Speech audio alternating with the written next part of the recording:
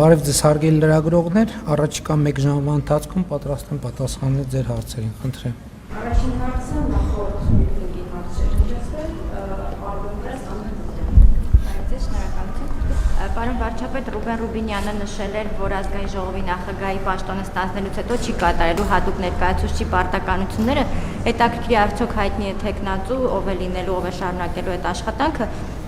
Եվ երկրորդ հարցը օրեր առաջ Բյուրեղավանում կրկին աղիքային վարակի դեպքեր գրանցվել, տասնյակ մարդիկ հիվանդանոցներում էին հայտնվել, համայնքում բնակիչները վստահ են, որ խնդիրը ջուրն է, հիվանդությունների վերահսկման կենտրոնը եւս մի քանի աղբյուրում հայտնաբերել է շեղումներ, բայց Վիոլա ջուրը պնդում է, որ ամեն դեպքում ջուրը չէ պատճառը։ Ես հիշեցնեմ, որ նաեւ 3 ամիս առաջ Գարնանը եւս նման դեպքեր գրանցվել նույն քաղաքում, որն է բացը, ինչ աշխատանք չի արվել այս ընթացքում, որ նորից նման խնդրի առաջ են կանգնում։ Պետք է պատասխանները հիմնավորված ստացվեն եւ հետեւություններ արվեն Վիոլա ջուրը, մնացած մեր մարմինները եւ անհրաժեշտ որոշումներ կայացնեն։ Ընդհանրապես մենք պետք է իմանանք, որ նաեւ Հայաստանում ջրամատակարարման համակարգը լայնորեն քայքայված է եւ այդտեղ լուրջ ներդրումներ են անհրաժեշտ, բայց խնդիրը մենակ ներդրումը չի, որովհետեւ երբեմն մեզ թվում է, թե ներդրում արեցինք, այսինքն խողովակը քաշեցինք, դրանով հարցը լուծեցինք։ Եթե դա ամեն ինչը ամենօրյա սպասարկման չի ենթարկվի, ելի մենք ունենալու ենք նույն խնդիրները։ Ամենօրյա սպասարկման համար հարկավոր են որոշակի ներդրումներ։ Եվ այդ ներդրումները ընդհանրապես սխեմաներ ինչպես է աշխատում են այդ ամեն ինչը, այդ ռիսկերի կառավարումը նաև որոշակիորեն ներառվում է նաև սակագների մեջ եւ մենք պետք է նաև առերեսվենք այս խնդրի հետ, որովհետեւ այսօր բազմաթիվ բնակավայրեր կան, ես հիշում եմ իմ այցելությունը Հանրապետության գյուղերից մեկը դեռ պատգամավոր է այդ ժամանակ, եւ որ ես տեսա, որ մարդիկ իրենց տներում ֆիլտրեր դրած օգտվում են ջրից, որովհետեւ իրենք հրաժարվել են ջրաչափ տեղադրել, կենտրոնացված համակարգից օգտվել եւ այլն, ես հիշում եմ այդ ֆիլտրերը եւ այդ ֆիլտրերի տակ նստած տիղմի շերտի հաստությունը։ Պետք է ստանդարտներով առաջնորդվենք, ստանդարտը այն է, որ այդ բոլոր process-ները պետք է ներառված լինեն սակագնի մեջ, որպեսզի մենք կարողանանք երկարաժամկետ ապահովել այդ ամեն ինչը, բայց ես վստահ չեմ, որ սա վերաբերվում է հենց ձեր նշած դեպքին, որովհետև դրա հետ կապված շատ մանրամասներ չգիտեմ, գիտեմ այնքան, ինչքան որ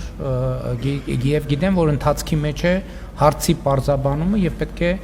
պարզաբանվի, թե ինչն է եղել ի վերջո նման իրավիճակի պատճառը։ Ինչ վերաբերվում է առաջին հարցին, այդ հարցի հետ կապված որոշում չունեմ եւ նաեւ այն պատճառով, որ նաեւ Թուրքիայի հետ հաղորդակցության ձևաչափով մենք պետք է որոշենք, թե ինչպես ենք շարունակում աշխատանքը, ինչ տրամաբանությամբ, ինչ ձևաչափով, որպեսզի կայացնենք համապատասխան որոշումներ, այդ թեմայով քննարկումներ հիմա ընթանում են։ Շնորհակալություն, Ալեքսանդր։ Պարոն Փաշինյան, ես ուզում եմ անդրադառնանք հայ-ռուսական հարաբերությունների, մասնավորապես երեք ձեր գնահատականներին եւ տեսեք, դուք մշտապես այսպես թիրախում եք պահում տնտեսական խնդիրները, բայց չեք կարծում, որ սա քաղաքական հարց է եւ դուք ամենևին չեք անդրադառնում քաղաքական բաղադրիչին Ռուսաստանի կողմից Հայաստանին պարտադրվող քաղաքական կողմնորոշման հարցը, որովհետև դա որքան տնտեսական է, կրկնակի անգամ քաղաքական պահանջ են մեր առջև դնում։ Ինչու է այս պահին Ռուսաստանը կարևորում, որ Հայաստանը հստակ կողմնորոշվի քաղաքական առումով։ Դուք արդյոք առիթ տվել եք, որ Ռուսաստանում կասկածում են, որ քաղաքական առումով Հայաստանը լավ գործընկեր չի, օրինակ։ Քաղաքական բաղադրիչին անդրադարձեք, ինչու է մեր դեմ այդ պահանջը դրվում, դուք ասում եք այլ շուկաներն են պատճառը, բայց իրականում մենք տեսնում ենք, որ այնտեղից քաղաքական է ավելի շատ պահանջը Հայաստանի առջև դրվում։ Եվ երկրորդը էլի հարցից ազանցյալ, դուք երբ որ հեռախոսազրույց եք ունեցել Ռուսաստանի Դաշնության նախագահի հետ, խոսել խնդրել եք ձեր հաղորդագրությունը այդպես է, խնդրել եք վերացնել սահմանափակումները, միջոցներ ձեռնարկել, բայց մինչ այդ կառավարությունը բոլոր օղակներով վստահեցնում էր, որ եվրոպական շուկան Հայաստանի համար բաց է, մենք խնդիր չունենք, մեր ապրանքները այնտեղ կգնան։ Այդ դեպքում այլ խնդրելու իմաստը ո՞րն էր։ Շնորհակալ եմ, նախ էլի ուզում եմ ընդգծել, որ ես Հայաստան-Ռուսաստան հարաբերությունների պատասխանատուն եմ, ես հայ-ռուսական հարաբերությունների պատասխանատուն չեմ, որտեղ հայ-ռուսական հարաբերությունները ուրիշ բան են, մենք տեսնում ենք, որ հայ-ռուսական հարաբերությունները տեղ-տեղ, այսինքն ուրիշ բովանդակություն ունեն, այս ուղղակի որպես գիտություն։ Ինչ վերաբերում է քաղաքական բաղադրիչին, դուք երեք կուսակցության գրասենյակի մոտ բրիֆինգին ներկա եք, ես ինքս այդ քաղաքական բաղադրիչին անդրադարձա, առանց նույնիսկ դուք հարց չեք տալիս դրա մասին։ Ես ճիշտ է դրա վերնագիրը անոնց չարի, հիմա ես կխոսեմ քաղաքական բաղադրիչի մասին։ Բայց շատ հստակ ասել եմ, ձեր հարցի պատասխանը երեք մանրամասն, չգիտեմ, ձեր հարցինի պատասխան թե լրագրողներից որևէ ուրիշ լրագրողի, ես ասել եմ, որ խնդրեմը հետևյալի մեջ է։ Հայաստանը որոշել է ունենալ այլընտրանքներ։ Մինչև այս Հայաստանը չի ունեցել այլընտրանքներ, չի ունեցել։ Տնտեսական առումով։ Ոչ, այդ թվում քաղաքական առումով։ Ինչի տնտեսական առումով, այդ թվում քաղաքական առումով։ Ինչա տեղի ունեցել, ինչն է խնդրեմը։ Խնդրեմը հետևյալի մեջ է։ Հայաստանը ռազմավարական հարաբերությունների փաստաթուղթ է ստորագրել Չինաստանի հետ։ Հայաստանը ռազմավարական հարաբերությունների փաստաթուղթ է ստորագրել Միացյալ Նահանգների հետ, Հայաստանը ռազմավարական հարաբերությունների փաստաթուղթ է ստորագրել Մեծ Բրիտանիայի հետ, Հոլանդիայի հետ, Ֆրանսիայի հետ եւ այլն եւ բազմաթիվ այլ պետությունների հետ։ Իսկ նախկինում Հայաստանը ռազմավարական հարաբերություններ չուներ կամ չէր կարող ունենալ այսքան գործընկերների հետ։ Խնդրեմը այդտեղ է։ Ես չեմ կարող Ռուսաստանի զգացմունքների մասին ասել, ես կարող եմ ասել, որ Ռուսաստանը խնդիր է տեսնում այդտեղ, եւ այդտեղ էլի էքսկլյուզիվության բաղադրիչ կա, կամ մեծ խնդիրը հետեւյալն է, կամ էքսկլյուզիվ են հարաբերությունները, կամ հարաբերություններ չպետք է լինեն։ Մենք չենք ընդունում այդ մոտեցումը։ Մենք ասում ենք հարաբերությունները էքսկլյուզիվ չեն, բայց հարաբերություններ պետք է լինեն։ Եվ սա լեգիտիմ դիրքորոշում է, սրա մասին է խոսքը։ Ինչ վերաբերվում է կողմնորոշվելուն, ես ասում եմ մենք մեր պատմության փորձը ցույց է տվել, տեսեք դուք ասում եք լավ գործընկեր, թե լավ գործընկեր չի Հայաստանը։ Հայաստան 2022 թվին ինչով լավ գործընկեր չէր, որ հավաքական անվտանգության պայմանագրի կազմակերպությունը իր ֆունկցիաները չկատարեց։ Ինչով լավը չէր Հայաստանի Հանրապետությունը։ Ինչ էր արել Հայաստանի Հանրապետությունը։ Ում էր վատություն արել Հայաստանի Հանրապետությունը։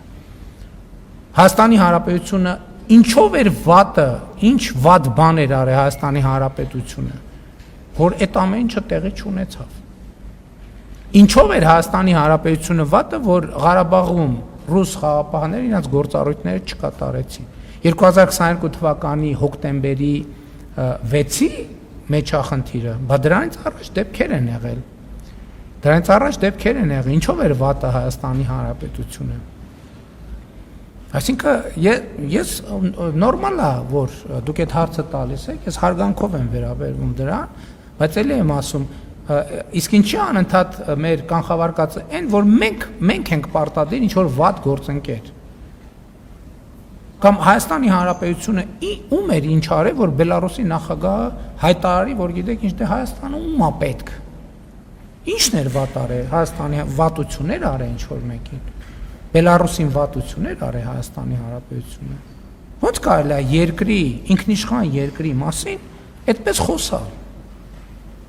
Հիմա մենք ցույց ենք տալիս, թե ում է պետք Հայաստանի Հանրապետությունը։ Հարգարժան գործընկերը Բելարուսի նախագահը փնտրում եւ չէր գտնում այդ հարցի պատասխանը։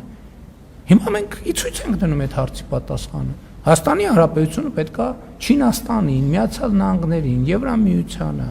Իրանի Իսլամական Հանրապետությանը եւ այդ բոլոր գործընկերներն էլ Հայաստանի Հանրապետությանն են պետք։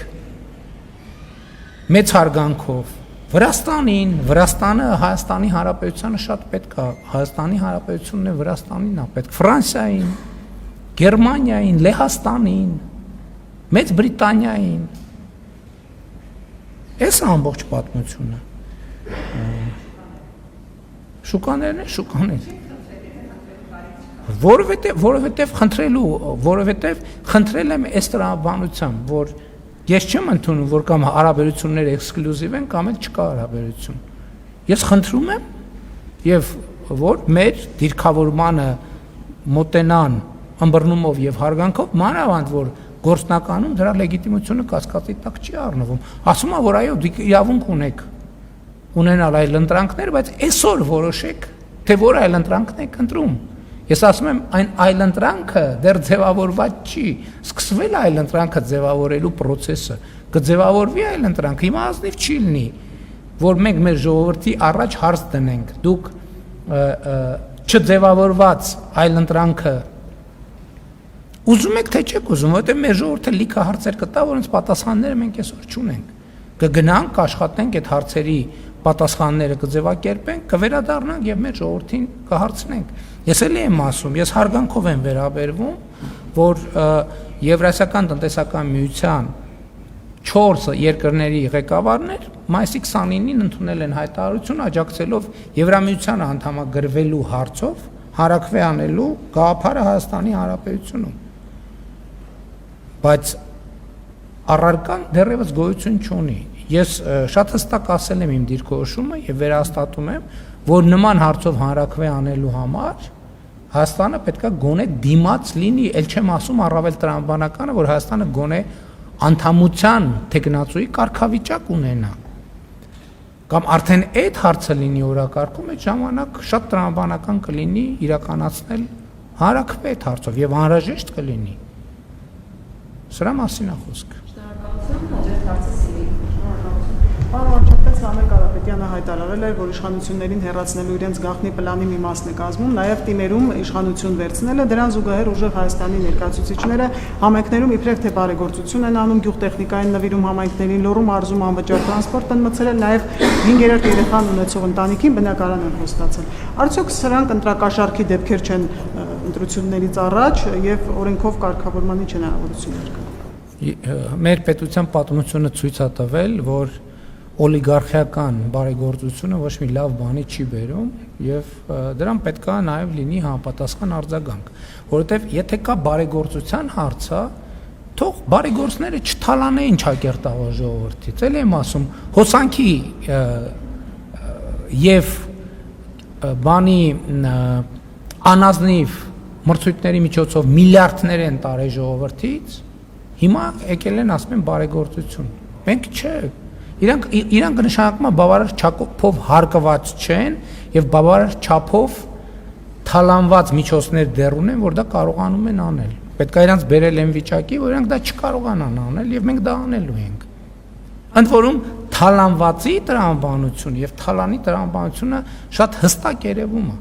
Էլի եմ ասում են բանակին էս են կարել։ Զորամասերի վրա ավել հոսանքի փող են գրել, հիմա ասում են բանակի համար էս են կարել։ Բանակից հոսանք չգողանայիք։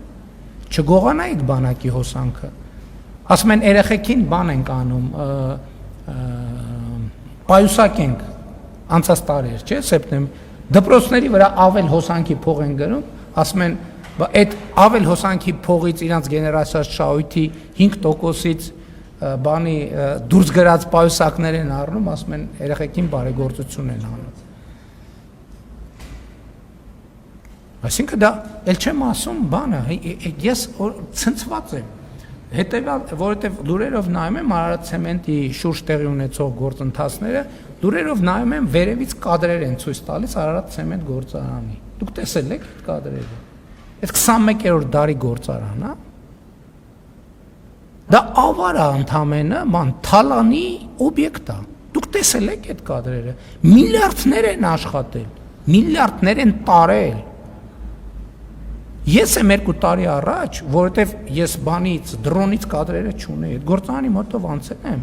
պարոն Ծառուկյանի մի առիթով ասել եմ, ամոթ է, գոնե այդ բանը, այդ մուտքը այդ ինչ վիճակում է։ Ոնց որ գոմը լինի։ Միլիարդների շրջանառությունը գոնե կարակ այդ մուտքի հատվածը բան անեք 2 կոպեկ փող դնեք մի քիչ կարգի բերեք մուտքի հատվածը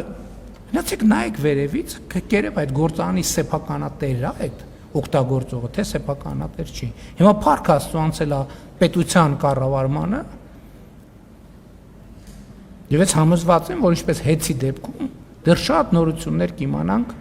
բանից ինչքան հետցում բացահայտումները շատանում են այնքան կալուգացի օլիգարխի ցանկությունը նոր բարեգործություններ անելու ավելի մեծանում է։ Հասկանալիորեն ցույց տալու համար, որ այդ թալանածը մենակ իր համար չի, կիսվում է ինքը ժողովրդի հետ։ Ժողովրդի հետ կիսվելու մենակ մի ձև կա, դա պետական եւ համայնքային միջոցներն են, որովհետեւ դա է ժողովրդի գրպանը։ Ուրիշ մնացած տեղերում ուրեմն դա թակարդ է ժողովրդի համար, ինչպես տեսել ենք նախորդող շրջանում։ Շնորհակալություն, հաջորդ հարցը ազատություն։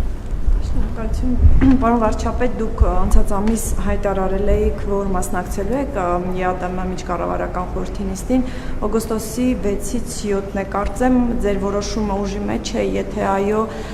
ինչ օրակարգով հաշվի առնելով, որ այդ հեռախոսազրույցից հետո դուք ասացիք, որ այսինքն հաղորդագրությունը այն մասին էր, որ եղած խնդիրների ուղղությամբ քայլեր ձեռնարկելու փոխարեն ռուսական կողմը շարունակում է պնդել իր դիրքորոշումը այդ հանրաքվեի մասով, այս պայմաններում որն է լինելու հայկական կողմի օրակարգը այդ մասնակցության ժամանակ եւ նաեւ ասացիք, որ երկար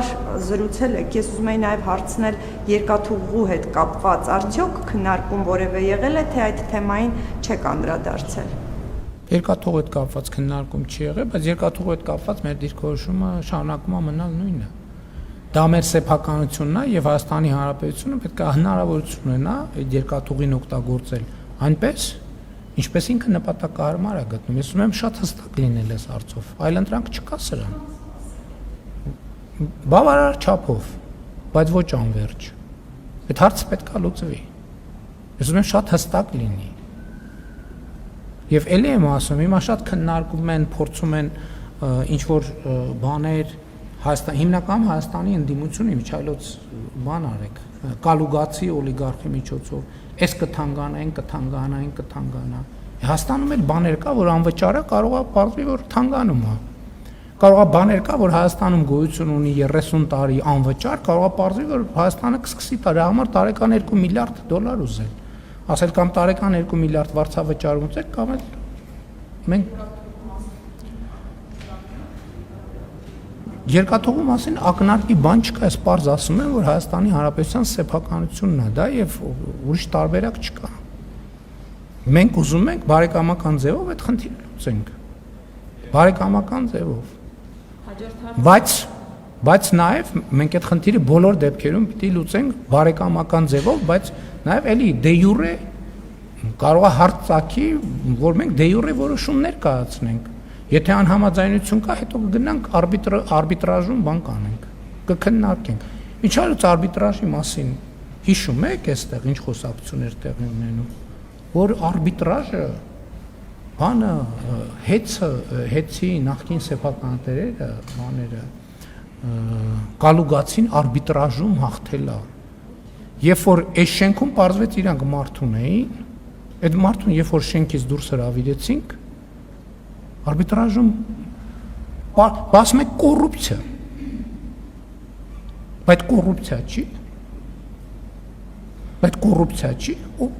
իմիջիայլոց որևէ մեկը հետաքննել է այդ մարդու գործունեությունը,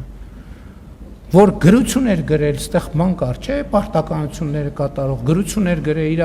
գրության հիման վրա աղմուկ էր, որևէ ես իրավապահ մարմիններին եմ դիմում, որևէ մեկը քննել է, հետո գնաց մի ամսից հայտնվեց եռագլուխ կուսակցության պոչում։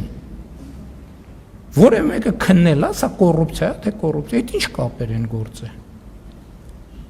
Ես հիմա նաև հրապարակային առիթից օգտվելով հաղորդում եմ տալիս հանցագործության մասին հնարավոր, չգիտեմ։ Որևէ մեկի անմեղության կանխավարկածը չեմ ուզում խախտեմ, բայց ես կարծում եմ, որ կոռուպցիայի կանխարգելման հանձնաժողովն էլ իրավապահ մարմիններն էլ պետք է քննարկեն։ Ոնց կարա պարզի, որ շենքում մասնավոր ընկերության շահերը սպասարկող մարդ ա եղել, հետո գնացել է։ Պետք է ստուգվեն հաշիվները, պետք է ստուգվի ունեցվածքը։ Տենակ այդ մարդը ինչ էր անում, ստեղից բաներ լրատվական ու քաղաքական դաշտի ինֆորմացիաներ էր տալիս եւ անտրամաբանական գրություններ, հատ էլ լրագրողները terror-ի մեջ, վայ, կառավարությունը արբիտրաժում պարտվելու է։ Բա ինչի՞ չեք լուսաբանում, որ ջախջախվել են արբիտրաժում։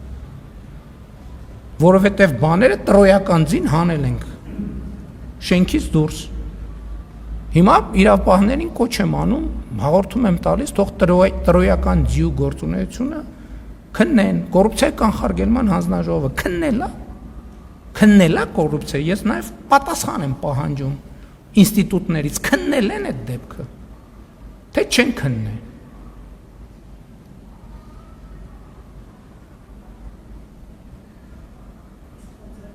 Շնորհակալություն։ Հաջորդ հարցն է, թե չես որ շահերը սպասարկել, ոնց է բարձր։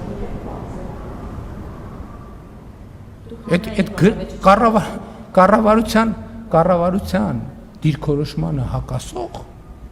գրություններ է գրել այդ մարդը։ Վարչապետի հանձնարարականին հակասող գրություններ է գրել այդ մարդը։ Դու պետք է արձակ իրավական գնահատականի, հետո գնացել է հայտնվել Եռագլուխ կուսակցության պոչի ցուցակի մեջ։ Այս պատահական է։ Այդ տենց պատահական, հա տենց ստացվեց։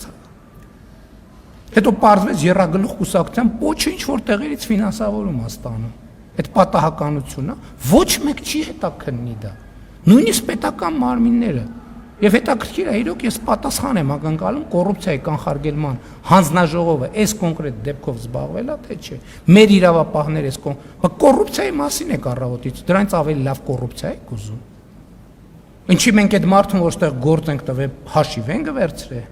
փող ենք ուզել, կաշառք ենք ուզել, ծանոթով ընդունվել գործի։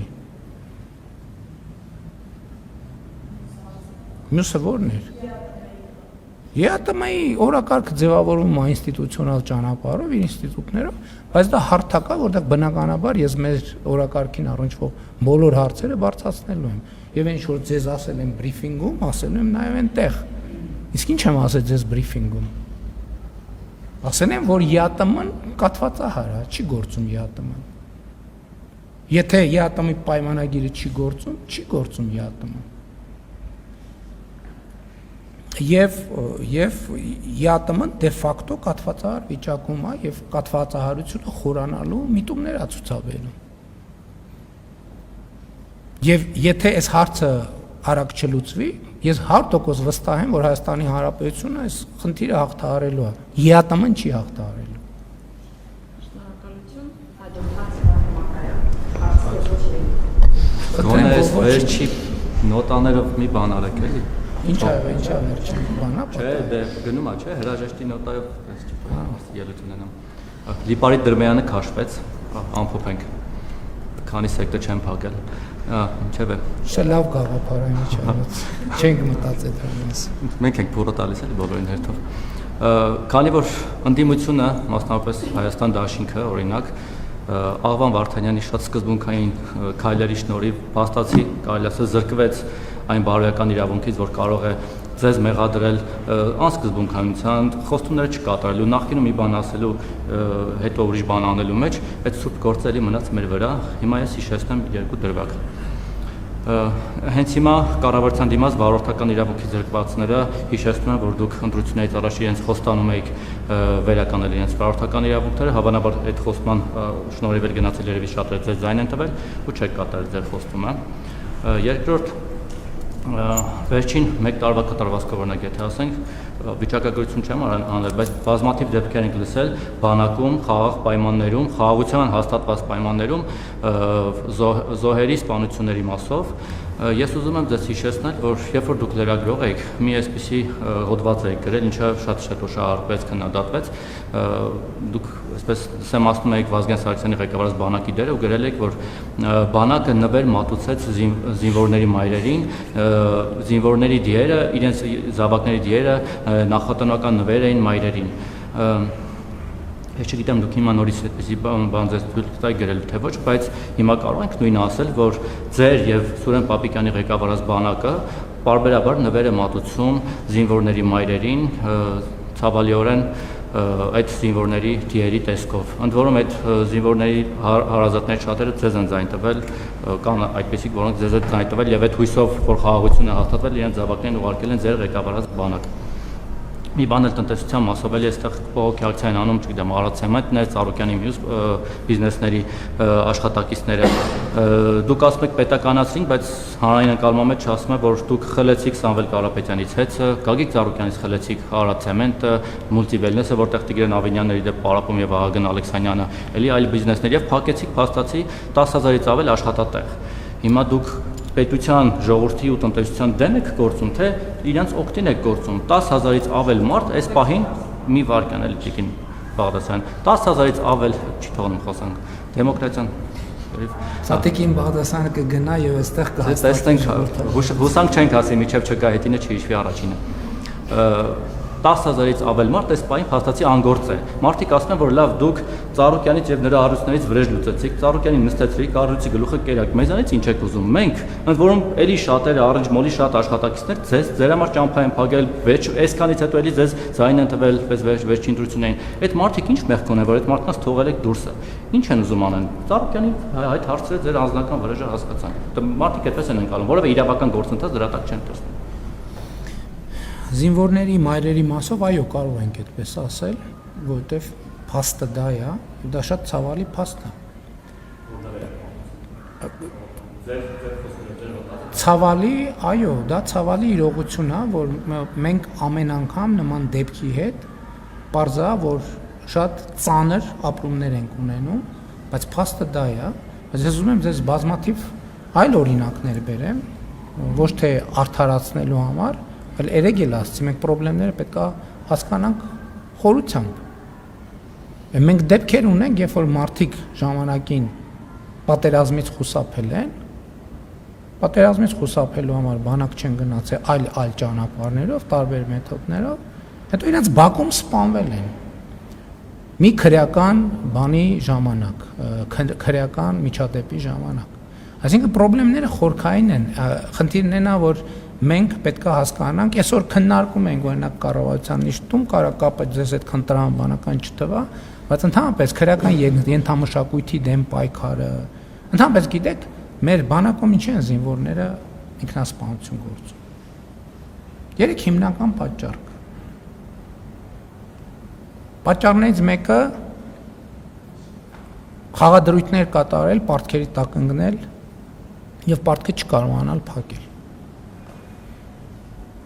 Մենք դե յուրե միջոցներ ենք ձեռնարկել, որ նաև արգելվի ծառայության մեջ գտնվողներին, բայց այդ համակարգը դեր ներդրման մեջ է, բայց ես ձեզ ասեմ նաև, որ այս սրա մասին ես գիտեմ Կոշի գաղութում գտնված լինելու ժամանակաշրջանից պարտադիր չի, որ դու քո հեռախոսով բան անես, խաղադրույք կատարես, կան բաներ, ստվերային դիլերներ, որոնք հեռախոսով խոսքի վրա խաղադրույքներ կատարում են, հետո բան են անում։ Այսինքն նույնիսկ եթե հեռախոս չլինի, խաղադրույքը հետո եթե հաղթել ես, քո հաղթածը տալիս են, բայց եթե պարտվել ես, հազար ներողություն այդ բառի համար, ստանում են բոլոր հնարավոր միջոցներով։ Ինքնասպանության պատճառներից մեկը սա է։ Երկրորդը ընտանեկան կամ անձնական խնդիրները, որ քաղաքացիական կյանքում իրանց ինչ հարաբերություններում խնդիրներ են առաջանում եւ դրանք, այսինքն ես ասում եմ, ինչ որ ուսումնասիրությունները, զեկույցները ծանոթալով։ Երրորդը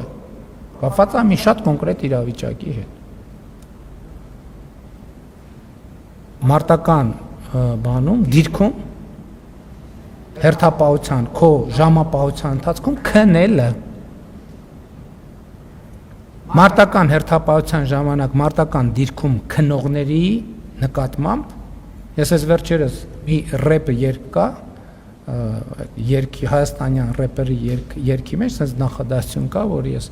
ասում եմ ինքը խոսում է իր մասին, ասում եմ այս դիրքում քնող չեմ եղել։ Որ կողքից լսող կասի դիրքում քնող, այս ի՞նչ նախադասություն է, դիրքում քնող չեմ եղել։ Քրեական հիմա դիրքը հետեւյալն է, որ ասում եմ դու դիրքը պահում ես, մյուսները հանգստանում են քնում են։ Եթե դիրքապահը քնելա, շակմա վտանգի տակ է դրել մյուսների կյանքը եւ ով որ արձանագրվում է, որ դիրքի ժամանակ քնելա, իր նկատմամբ զինվորները դա քրեական ենթամշակույթ է, թե այս դեպքում անվտանգային ինչ որ գեր ճնշում է, արհամարանքի եւ մեկուսացման են ենթարկում եւ դիրքից իջնելուց հետո տեղի է ունենում որոշակի բան, մեկուսացում, կղզիացում եւ այլն, հոգեբանական ճնշում եւ այլն եւ այսպես շարունակ։ Այս երեքն են բանակում ինքնասպանությունների հիմնական պատճառը։ Եվ ուզում եմ ասել, որ անձնական, այդ որ ասում են քրեական ենթամշտաշփույթ, տեսեք, շատ դեպքերում մենք վերնագիրը դնում ենք, տենց ասում ենք քրեական, չենք խորանում, դա ինչ նշանակում գործնականում հասկանում եք։ Բանակում 85-90% ինքնասպանությունների դեպքերը կապված են այս 3 իրավիճակների հետ։ Ես ունեմ այդ մեղքը, բանակի ղեկավարության վրա պետք չգցել։ Ես ունեմ այդ մեղքը, որ մինչև հիմա այս խնդրի լուծումը չենք գտել մենք։ Եվ էսա պատճառը, որ մենք մեր ծրագրերում քրեական ենթամշակույթի մասին ենք գրում ենք աշակերտների ֆիզիկական եւ դպրոցներից սկսած ֆիզիկական եւ հոգեբանական պատրաստության անհրաժեշտության մասին, աշխարհայացքի ընդլայնման մասին։ Ի վերջո զինվորը պետքա նաեւ բանը լինի, չէ, հոգեբանորեն ամուր լինի, որ նաեւ կարողանա չքնել, կարողանա հարաբերություն այնպես լինի, եթե զգա, որ չի կարում չքնի, գնա արթնացնի մեկին, ասի լսի, արի կես ժամով չեմ կարում, աչքս կպնում է։ Դա արդեն քրեական որ փոխօգնության է տրամաբանությունը, ոչ թե մեկուսացման։ Ես նկատի ունեմ վերնագրերը մեծ շատ դեպքերում եւ այդ առումով շնորհակալ եմ հարցի համար, որ հնարավորություն տվեցիք այս մանրամասները բացել, որտեղ համոզված եմ լրագրողների մի մասը գիտեն էս, բայց հանրության մեծամասնությունը չգիտի։ Պարոն Մակարյան, ձեր հարցը հնչեցրել եք, գործընկերները սպասում են։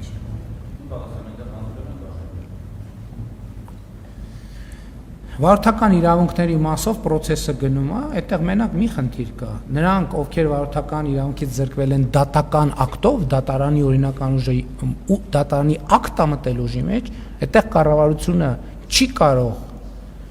դատական ակտը վերազանցել։ Մնացածը ստանում են, ես արձագանքներ եմ ստանում, մարդիկ իրենց վարորդականները ստացել են, ովքեր չեն ստացել, ինչ որ սպეციფიկ դեպք կա, բայց իմ կռահմամբ մեծ մասը կապված է նրա հետ, որ իրանք ոչ թե բալերի նվազմամբ են ստացել, այլ բանի,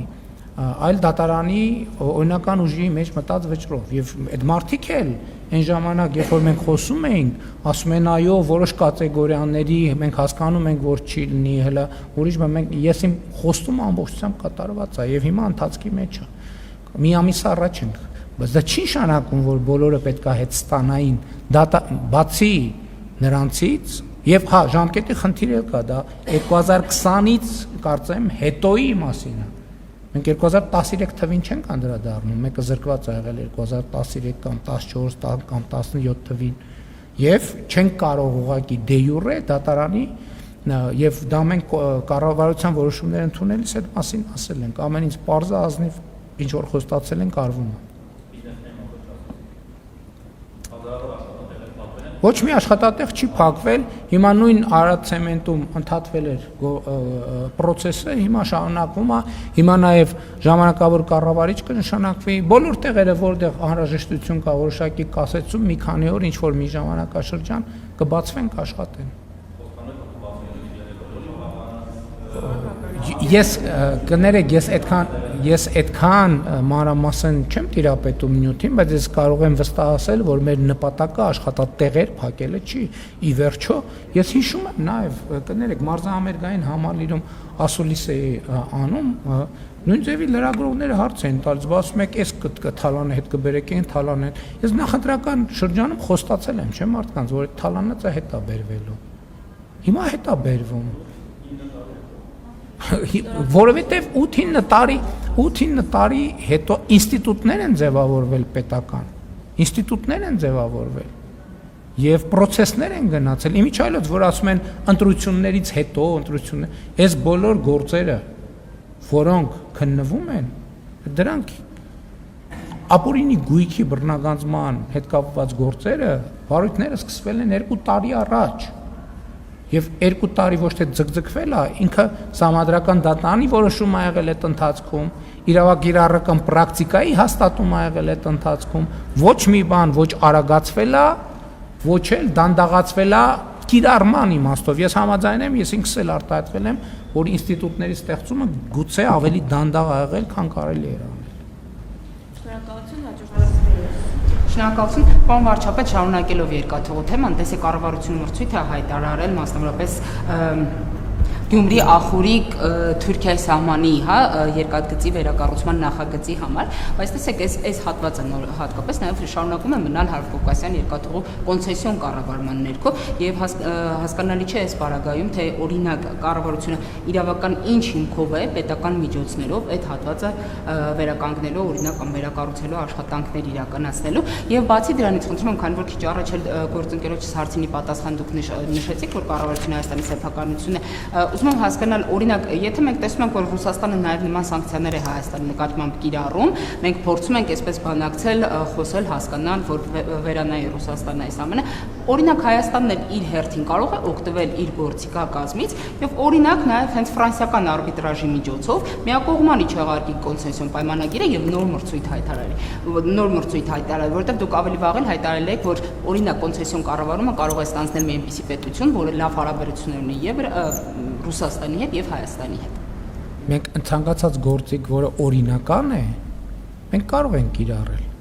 բայց օրինական նաև մենք մեր նպատակը ոչ միայն օրինական, այլև բարեկամական համբերատար։ Մենք շարունակելու ենք խոսակցությունը։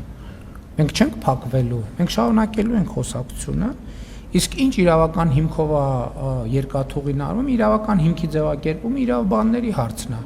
Բայց դա մեր սեփականությունն է, մենք մեր սեփականությունը վերականգնում ենք, վերանորոգում ենք, ում պետք է արդարանանք դրա համար։ Այսինքն մեր սեփականությունն է, մենք մեր տունը նորոգում ենք։ Այսինքն մենք չէ, ես այդ հարցին արդեն պատասխան։ Դա արբիտրաժ դիմելու մենք հարկ չունենք, որովհետև մենք բոլոր գործիքները ունենք առանց արբիտրաժի այդ հարցը լուծելու։ Այսինքն ինչի պետքա դիմենք արբիտրաժ։ Ասենք օրինակ հեծի հարցով մենք արբիտրաժ դիմեցինք, չդիմեցինք, ինչի չդիմեցինք, որտեղ մենք ինչի դիմենք արբիտրաժ, եթե մենք գործիքը ունենք որոշում կայացնելու։ Հետո եթե որևէ մեկը համաձայն չի, ինքը պետքա դիմի արբիտրաժ։ Այսինքն մենք արբիտրաժ դիմելու ոչ մի անհրաժեշտություն չունենք։ Սրա մասին է խոսքը։ Ինչ վերաբերվում է սա առաջին հարցն էր, այս հարցի պատասխանը ավարտեցի։ Ինչ վերաբերվում է բանին, երկաթուղու վերականգնումը, մեր երկաթուղին է վերականգնում ենք, ինչ խնդիր կա։ Իրավական ներողություն եմ խնդրում, մի րոպե։ Կառավարությունը երբ որ որոշում է կայացրել, իր իրավական հիմքերը նախագծի տակ դրված են, որ նայեք այնտեղ իրավական հիմքերը գրած կան։ Ինչի՞։ Ինչ աուդիտ։ Որ կազմակերպություն։ Չգիտեմ, չեմ կարող ասել։ Չեմ կարող ասել։ Այս բան տեղեկություն չունեմ։ Աուդիտի արդյունքները սովորաբար հրապարակվում են։ Չի հրապարակվել, բան Եթե հրապարակվի, ուրեմն չգիտեմ, ով աուդիտ պատվիրը, չեմ կարող ասել։ Պարոն Փաշինյան, Այսինքն խոշոր կազմակերպությունները օրենքով պարտավոր են իրենք աուդիտ անել եւ հրապարակել աուդիտի արդյունքները։ Բայց աուդիտով էլ տենց մի ոգևորվեք, որովհետեւ աուդիտը միշտ չի, որ արտահայտում այն իրականությունը, որը կա։ Ինչը հեծի դեպքում օրինակ տեսա։ Պարոն Փաշինյան, օրերս տեղեկություն մտահոգիչ ստացվեց հայ գերիների առողջական վիճակի հետ կապված։ Նրանցից Լյուդվիգ Մկրտչյանի ընտանիքն է արդեն հազանգել, որ տևական ժամանակ կապ չունեն հետը եւ առողջական վիճակը վատ է։ Մյուսների մասով կան փաստեր, այնքանով ինչքանով կարողացել են մասնագետները հավաքագրել, որ նրանց կյանքին վտանգ է սպառնում, խոշտանգման կասկածներ կան։ Դուք ինչ տեղեկություններ ունեք, արդյոք ունեք տեղեկություններ, թե ոչ, ինչ աշխատանք է տարվում այս ուղղությամբ հայ գերիներին ազատ արձակելու։ Փաստացի ստացվում է, որ ռազմական, պատերազմական հանցագործ Ադրբեջանը, որը հայ ժողովրդի նկատմամբ է իրականացրել ցեղասպանական գործողություններ, այսօր շարունակում է իր այդ հանցավոր գործունեությունը եւ քրեական դատարանի առաջ միջազգային կանգնած չէ, սա արդյոք Հայաստանի իշխանության թերացումը չէ, որ այս իրավիճակն է, դուք կասեք, որ խաղաղություն է հաստատված, փաստ է խաղաղությունը, դրա համար չեք փորձում, այո, այս հարցն եմ, ուզում եմ այդ հարցին էլի անդրադառնալ, եթե կասեք, որ խաղաղություն է հաստատված, դրա համար չեք բարձրաձայնում այդ հարցերը, փորձում եք այդ ճանապարհով, ուզում ենք նաև հետաքրքիր է հասկանանք, թե ինչպես է հաստատված այդ խաղաղությունը, եթե երկու կնճռոտ հարցերը, որոնք հայ ժողովրդին մինչ այսօր հուզում են դեռ առնվազն այդ այդ երկուսը լուծված չեն։ Առաջինը Հայաստանի օկուպացված տարածքները շարունակում են մնալ Ադրբեջանի ենթակայության տակ, երկրորդը հայ գերիները շարունակում են մնալ Բաքվի բանտերում։ Առաջի հարցի վերաբերյալ բազմիցս եմ անդրադարձել, այդ թվում նախընտրական շրջանում նորից չանդրադառնամ սահմանազատում երկու երկրների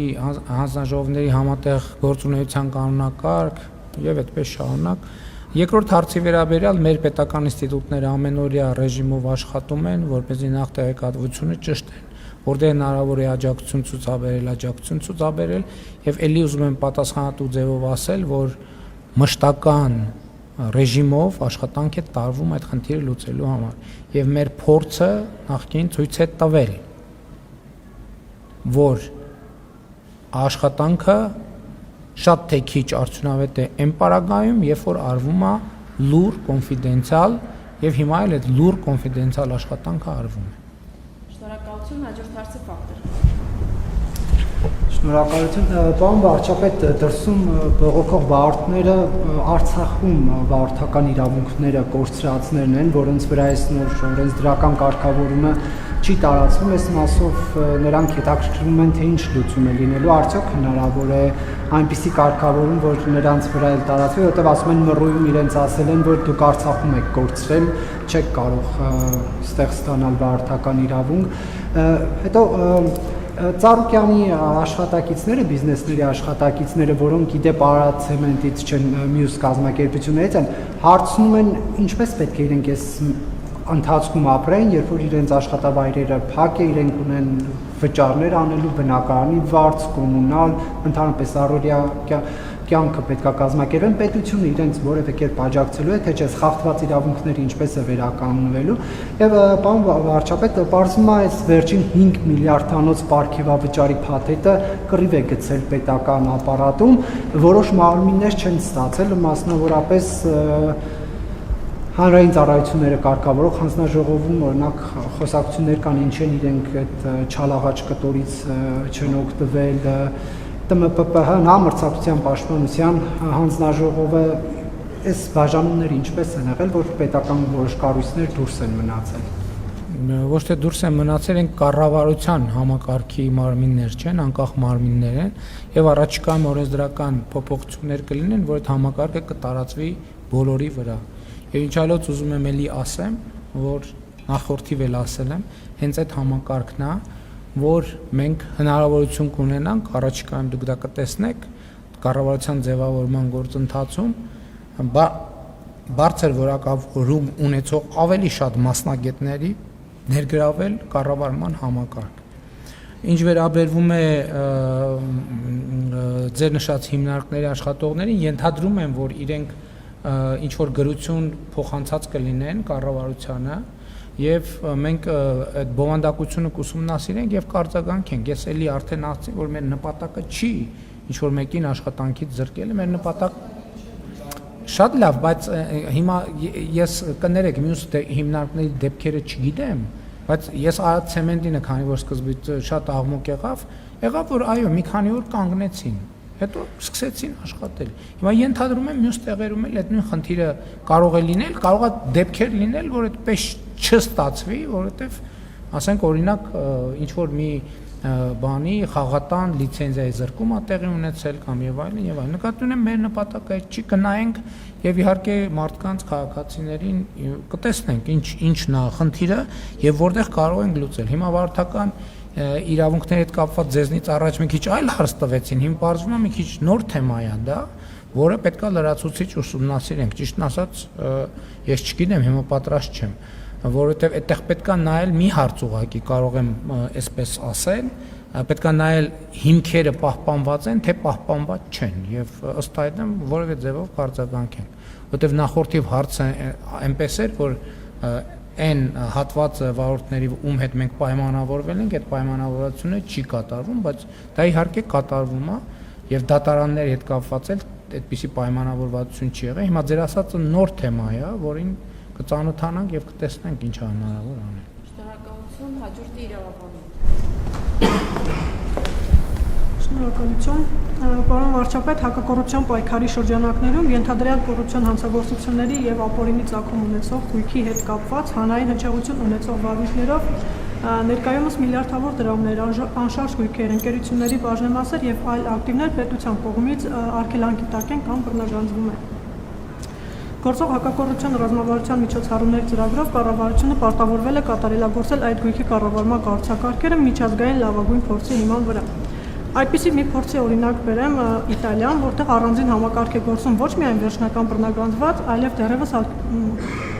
արգելադրված ակտիվների արդյունավետ կառավարման համար։ Ընդ որում իտալական մոդելում այդ գույքի եւ ֆոնդերի մի մասը սոցիալական օգտակարության ծրագրերով ու հստակ տոկոսային հարաբերակցությամբ կարող են տրամադրվել հասարակական կազմակերպություններին կամ օգտագործվել պետության կողմից։ Հարցը հետեւյալն է. Արդյոք ակտիվների կառավարման այս նոր կառուցակարգերն այսօր ընդունված են եւ գործում են եւ որ մարմինը իրականացնում դրանց կառավարումը, իսկ որ մարմինը աուդիտը։ Ինչպես նաեւ ամենակարևորը, արդյոք կառավարությունը դիտարկել է Իտալիայի կամ այլ երկրների համանման փորձառությունը, որպեսզի Հայաստանում նույնպես այդ ակտիվների որոշակի մասը տրամադրվեն ՀԿ-ներին կամ հենց պետության կողմից օգտագործվեն սոցիալական օգտակարության նպատակներով։ Դուք որպես կառավարության ղեկավար առաջիկայում ինչ լուծումներ կարող եք առաջարկել։ Շնորհակալություն։ Ես կարող եմ ասել, որ նման թեմաներով պարբերաբար քննարկումներ են լինում եւ մենք իհարկե մի շարք որոշումներ արդեն կայացվել են տարբեր ուղղություններով, որովհետև ձեր հարցը շատ բազմաշերտ է, մյուս մասերով էլ քննարկումներ գնում են, որպեսզի կարողանանք լավագույն լուծումները գտնել։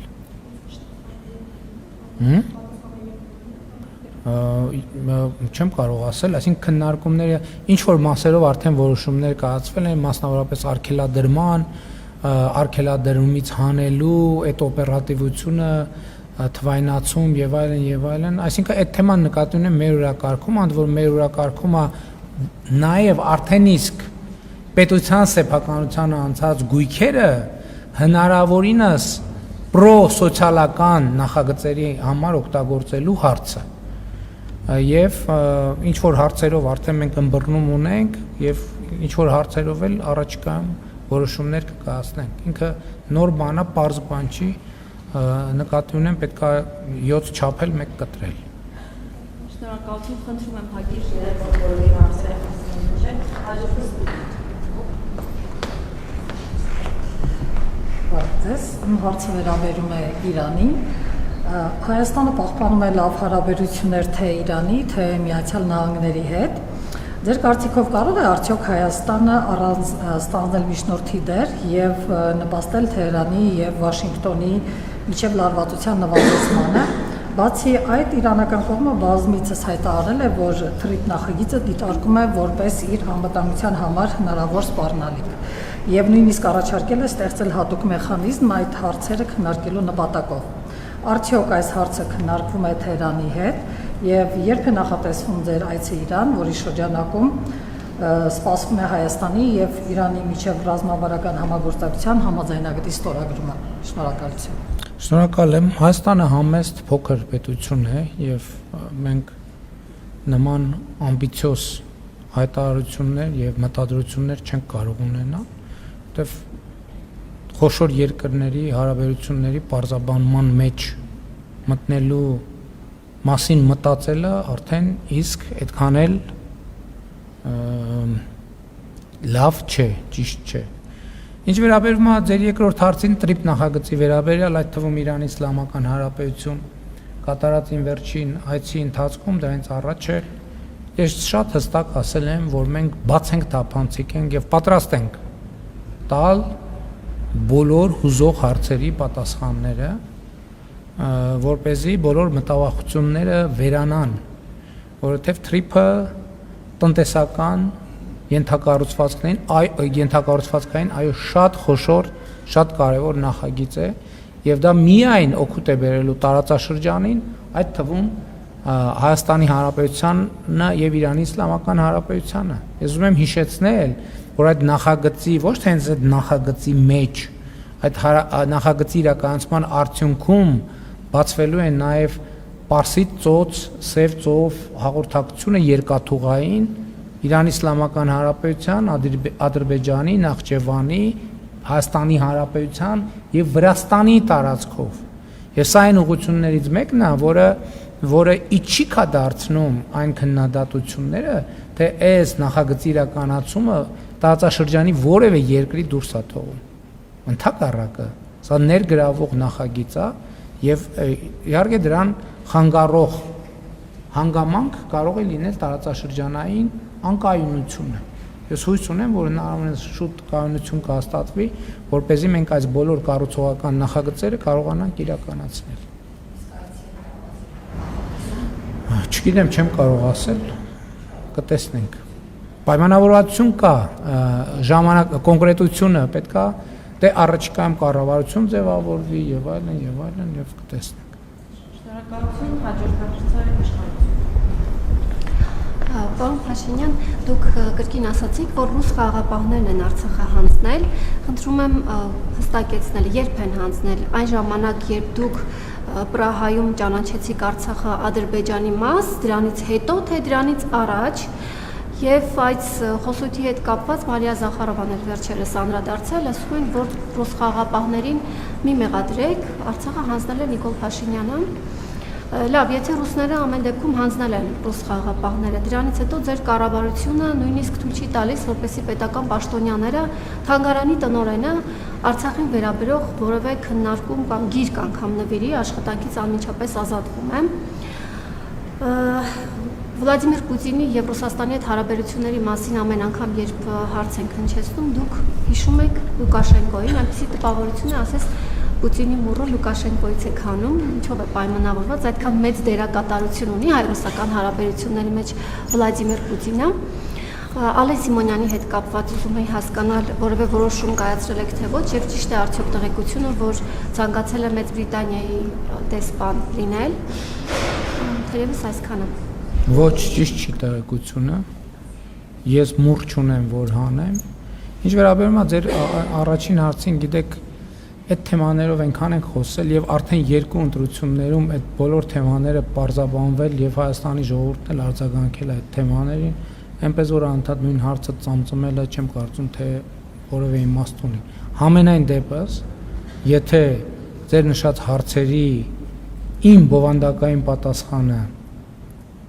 հետաքրքիր է իրոք ձեզ, դուք եթե ոչ հազարավոր, հարյուրավոր էջերով նյութեր, եթե ոչ տասնյակ, մի քանի ժամանոց տեսանյութեր իմ պարզաբանումները կարող եք տեսնել համացանցում։ Շնորհակալություն, հաջորդ հարցը հանրահետքություն։ Շնորհակալություն։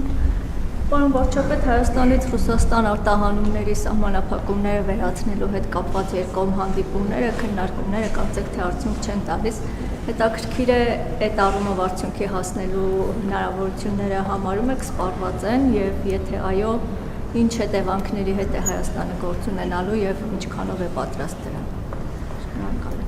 Ոչ, ես արդեն ասացի, որ մենք չենք պատրաստվում դադարեցնել խոսակցությունը, երկխոսությունը, գործընկերային քննարկումները։ Դա կլինի ամենասխալ ճանապարհը եւ մենք չենք գնա այդ ճանապարհով։ Ինչ վերաբերում ընդհանուր process-ին, ես էլի ասում եմ, կառավարության նիստին եթե հետևել եք, այնտեղ էլ եմ ասել, որ տեսնում եմ, որ շատերը կամ մի հատվածը հանրային կամ քաղաքական կամ լրատվական դաշտի իրադրությունը գնահատում են որպես ճգնաժամ, մենք իրադրությունը գնահատում ենք որպես հնարավորություն։ Այս ամեն ինչը հնարավորություն է մեր տնտեսությունը ի վերջո իրոք դիվերսիֆիկացնելու եւ իրոք զարգացնելու իրոք բերել ստանդարտների, նոր տեխնոլոգիաները զարգացնել, կուտակիչ կայանների տեխնոլոգիաները զարգացնել, շարունակել վերականգնվող էներգետիկայի զարգացումը եւ այլն եւ այդպես շարունակ։ Շնորհակալություն, հարցի Եվրոպայական։ Շնորհակալություն, պարոն Փաշինյան, ձեր խոսքի որպես շարունակություն, Հայաստանի տնտեսական դիվերսիֆիկացիան, որը ձեր կառավարությունը հայտարարել դեպի Եվրոպա, կարծես այդքան էլ հեշտ չի գնում, ամեն դեպքում շատ խոչընդոտներ կա, ինչը հենց ուղիղ անդառնում է քաղաքացիների վրա, տեսնում են գրեթե պարբերական բնույթով տարբեր ֆերմերներ, գյուղացիներ գրեթե ամեն օր ակցիաներ են իրականացնում։ Ես ուզում եմ իմանալ կառավարությունը կոնկրետ այս քաղաքական ու տնտեսական հարցի մի կոնկրետ այս քաղաքացիներին, ովքեր իրենց հացի այսպես ասած, համար են իրար առօրյա խնդիրների համար են պայքարում, կոնկրետ ինչ առաջարկներ ունի եւ ինչպես ձեր խոսքից ենք հասկանում, դուք եւս կողմ եք Ռուսաստանի առաջարկին հանրաքվեի հետ կապված։ Ուզում եմ իմանալ, սա ինչ ժամկետում եք պատկերացնում հանրաքվեի անցկացումը եւ ինչ մեխանիզմով եւ եւս մեկ հարց, պարոն Փաշինյան, դատախազությունը փաստորեն ընթացք տվեց Տիկին Աննա Հակոբյանի հաղորդմանը, հա, երբ որ նա ասում էր, որ իր հրապարակումներից հետո կյանքին սպառնալիքներ է ստանում։ Ես ուզում եմ իմանալ, դուք տեղյակ եք ինչ սպառնալիքների ինչի մասին է խոսքը եւ արդյոք եթե օրինակ հասարակ քաղաքացին ես կամ հա մյուսը նման գրառում հրապարակմանային դատախազությունը այսքան արագ կգործեր ու միանգամից ընթացք կտար։ Կարծում եմ իրավապահները հանցագործության դեպք պարունակող ցանկացած դեպքի պարտավոր են արձագանքել եւ արձագանքում են, այդտեղ իհարկե պետք չի ժխտել, կախված է նաեւ հայտարարությունների տեսանելիությունից, որովհետեւ հնարավոր է ինչ-որ մի քաղաքացի իր էջում այդ թվում գրի եւ տեսանելիության խնդիր լինի, այսինքն սոցիալական ցանցերում որոշ պարզա, որ որոշ մարդկանց գրածները ավելի տեսանելի են, որովհետեւ մամուլն է հետո դա տիրաժավորում եւ այլն, եւ դա դառնում է ավելի տեսանելի եւ արձագանքնել համապատասխանաբար էլի դառնում է ավելի տեսանելի։ Ինչ վերաբերվում է տեղյակ եմ արդյոք ինչ սպառնալիքների մասին է խոսքը, այո, տեղյակ եմ ինչ սպառնալիքների մասին է խոսքը։ Ինչ վերաբերվում է ձեր առաջին հարցին, ես ասեմ, որ մենք բազմաթիվ ծրագրեր ենք արդեն աջակցության ընդունել գյուղատնտեսության ոլորտում, այլ ոլորտներում եւ մեր առաջարկը Գիտեք, մենք զարգացման ծրագրեր ունենք, որոնք 2019 թվականից գործում են եւ ուժի մեջ են եւ բոլոր այն տնտեսվարողները, ովքեր այդ ծրագրերից օգտվել են, համոզված եմ կամ իրենք այսօր խնդրեմ չունեն, կամ իրենց խնդիրները շատ ավելի մեղմ են։ Շնորհակալություն վերջին հանդիպումների առաջարկներից հետո Այո, կան նորություններ, առաջիկայում կիմանաք այդ նորությունները։ Եվ վերջին հարցը Պարոն Փաշինյան, Տիկին նախարար Դավիթ Խուդայցյանը խոսելով Իրանի այցի մասին նշել էր, որ կա հնարավորություն իրանական գազի ներկրման ծավալները գոնե 2 անգամ ավելացնելու։ Ինձ հետաքրքիր է դա ոնց կանդրադառնա ընդհանրապես գազի ծավալների ներկրման կառուցվածքի վրա, մասնավորապես ռուսական գազի, եւ կարեւոր ինչպես կանդրադառնա վերջնական սպառողի համար գազի սակագնի վրա։ Եվ երկրորդ հարցից, եթե կարելի է, Արսեն Թորոսյանը նշել էր վերջերս, որ Հայաստանում շարունակում է ծնելիությունը նվազել։ Դա ձեզ անհանգստացնում է, կառավարությունը ունի արդյոք նոր կոնկրետ ծրագրեր այդ մասով, որպեսզի ծնելիության նվազումը կանգնեցնի, խթանի դեմոգրաֆիկ աճը եւ եթե այո, երբ կարող են տրվել այդ ծրագրերի մեկնարկը։ Շնորհակալություն։ Այդ ծրագրերի մեկնարկը տրված է վաղուց 2022 թվականից սկսած եւ դրանից առաջ էլ մենք բարբերաբար ծրագրեր ենք ընդունում եւ շարունակելու ենք այդ ուղղությամբ ծրագրեր ընդունել իրոք բազմաթիվ ծրագրեր ունենք, սկսած ընտանիքում երեխայի ծննդյան դեպքում հիպոթեկային վարկի աջակցությունը եւ այլն, արհեստական բեղմնավորման ծրագրերը, այլ ծրագրեր, ժողովրդագրության ռազմավարությունն ենք ընդունել, որը պետքա իրականացվի, բայց խնդրեմը դեռ կա եւ պետքա շարունակենք աշխատել։ Հա? Քննարկման մեջ են տարբեր գաղափարներ կան, այդ գաղափարները կնայենք, կդիտարկենք, բայց ընդհանուր առմամբ էլի ասում եմ, կարծում եմ, որ բարեկեցության, անվտանգության աճը նույնպես, որը ուղիղ դրա հետ կապ չունի, բայց իհարկե ունի որոշակի եւ շատ էական կապ։ Ինչ վերաբերում է գազի ներմուծման կառուցվածքին, դա հնդածած կտեսնենք, դա կախված է կոնկրետ ծավալներից, թե ինչ իրականում տեղի կունենա, ինչ կոնկրետ պայմանավորվածություններ ձեռք կբերվեն եւ ինչ կոնկրետ վիճակագրական տվյալներ կարձանագրվեն։ Դες գիտեք, եկեք հիմա դեռ քննարկումները հազիվ սկսած մենք արդեն հերրուն գնացող հետևություններ ենք անում։ Եկեք տեսանելի միջակայքում խոսենք, երբ որ կլինեն ավելի շոշափելի տվյալներ, իրար հետ կկիսենք, կքննարկենք։ Հարգելի գործընկերներ, շնորհակալ եմ, ինչպես գիտեք, Տիկին Բաղդասարյանը դադարեցնում է վարչապետի մամուլի խոսնակի դերում իր պաշտոնավարումը, ես ուզում եմ նրան շնորհակալություն հայտնել եւ առիթից ուզում եմ օգտվել եւ տեղեկացնել, որ վարչապետի մամուլի քարտուղարի պաշտոնում կնշանակվի Մելանիա Հարությունյանը, համեցեք Տիկին Հարությունյան, եւ հույս ունեմ կհաջողվի համագործակցել եւ իհարկե մեր այս քննարկումների ձևաչափը առաջիկայում կպահենք եւ կպահպանենք։ Շնորհակալություն այսքանը Տիկին Հարությունյան, ձեզ էլ